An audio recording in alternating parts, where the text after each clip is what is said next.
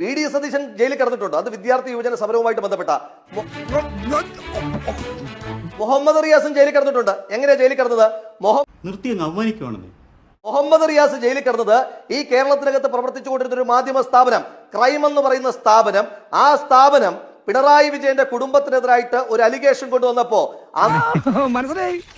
അന്ന് ആ ഓഫീസ് തല്ലി തകർത്ത്, ആ ഓഫീസ് തീയിട്ടതിന് ശേഷം ക്രൈം നന്ദകുമാറിന്റെ കൈ തല്ലി ഓടിച്ച് ആ കേസിനകത്ത് രേഖകൾ അവിടെ നിന്ന് മോഷ്ടിച്ചുകൊണ്ട് പോയി എന്നടക്കമുള്ള ഗുരുതരമായ ചാർജുകളുടെ പേരിൽ 25 ദിവസം പിണറായി വിജയന് വേണ്ടി മുഹമ്മദ് റിയാസ് 2005 ഫെബ്രുവരി 2 ചെയ്ത ഈ കുറ്റകൃത്യത്തിന്റെ പേരിൽ ജയിലിൽ പോയിട്ടുണ്ട്.